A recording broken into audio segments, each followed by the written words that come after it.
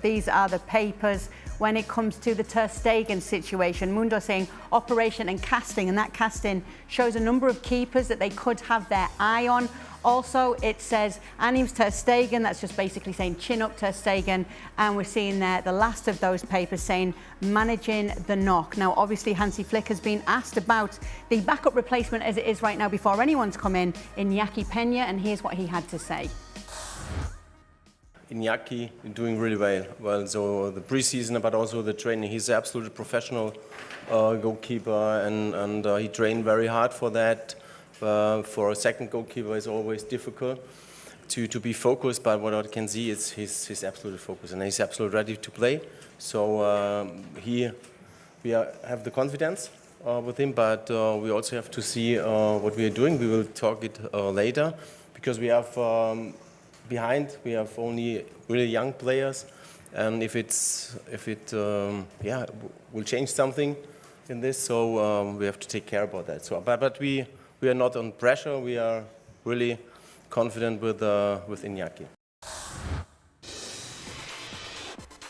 So it's obviously a specific set of circumstances. We just heard Hansi Flick talking there about Inaki Pena, but these are free agent goalkeepers right now. You've got Edgar Badia, Wojciech Szczesny, Jordi Masip, Keylor Navas and Claudio Bravo, who at 41 said he is willing and available to return to Barcelona. Luis Garcia is back with us. Let's also welcome in ESPN's Barcelona correspondent Samuel Marsden. Sam, if you could tell us the situation on the fact that it does have to be someone who is a free agent to come in here. Yeah, we're obviously outside the transfer window right now, so Barca can only sign players that are without clubs. They've also got the financial problems, which we've spoken about a lot on the show and have been well documented. But even though they're still in excess of that financial limit that they have from La Liga, they are allowed to spend up to 80% of Ter Stegen's salary, which will obviously be more than enough to sign some of the guys that you've mentioned. We obviously just heard from Flick there before. And I think he kind of got from what he said, even though he expressed confidence in Inaki Pena, the fact that there was meetings this afternoon. He said they were going to talk this afternoon with De La Fuente, the goalkeeper coach, with Deco, the sporting director.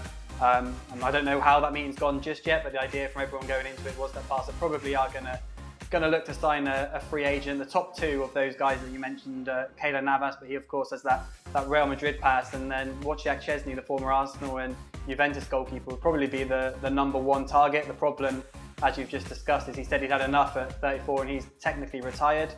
There are some things that Barca believe could play in their favour. Obviously, he knows Robert Lewandowski. They're both well, he's a former Poland international, but they both know each other from the international team, etc. He's still of a good age. So he'd probably be the number one target of those ones you've listed so far. Now, there are obviously other names that you've mentioned, which would be perhaps slightly more of a slap in the face to Inaki Pena if you bring in these guys in. But you've also got to think that Barca are now not just dependent on Inaki Pena, but if anything happens to him, are they going to want to turn to Astrolaga, who's 20? Another goalkeeper is, of course, the US youth internationals with the senior team this month, Diego Cocken, but even he's injured at the moment, so he's not an option as well. So I think, at first it seems like a real slap in the face to Pena that they do want to sign someone, but then when you consider, what happens if he's sent off, what happens if he's injured, they do need to sign someone, whether it's as competition, whether it's as first place, whether it's as a backup. That's perhaps sort of the decision they need to make now, but the decision's more or less been made to sign someone. And of those names you mentioned, Szczesny would obviously be right at the top of the list if they can talk him into coming back on a short-term deal. What's the reaction been, Sam, to this situation with Marc-Andre Ter Stegen out injured for as long as he is?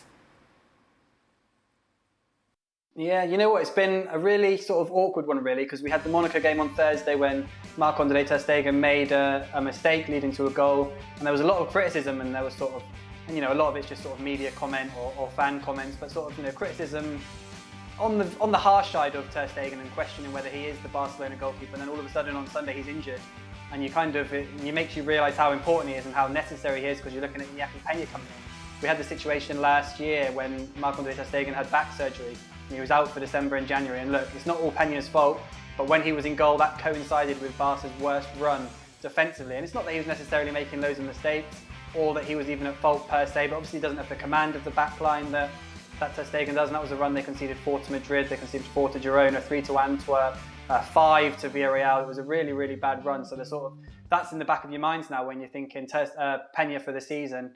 So that's kind of been the reaction, really, whether Pena, he's now 25, he's been at the club for a long time, he had a good spell on loan at Galatasaray, so perhaps this is going to be make or break for his Barca career. He's obviously going to keep keep the gloves on Wednesday against Getafe because there's not going to be a new signing in for them. So it's his position to hold down at the moment. But you kind of feel that if he doesn't hold it down and if he does, get replaced by a Chesney or a Keylor Navas or someone else coming in, he's going to think, well, that's me done at Barcelona. And on top of it all, Luis, it's yet another injury in this Barcelona squad. How do you feel about it all and who could be coming in to replace him? Yes, to be honest, I'm always being supportive to the players who have been waiting for their opportunity. I think Inaki Pena has been waiting. He had a very good spell in Galatasaray. That's why Barcelona wanted to sign him back, to have it as a replacement of Ter Stegen.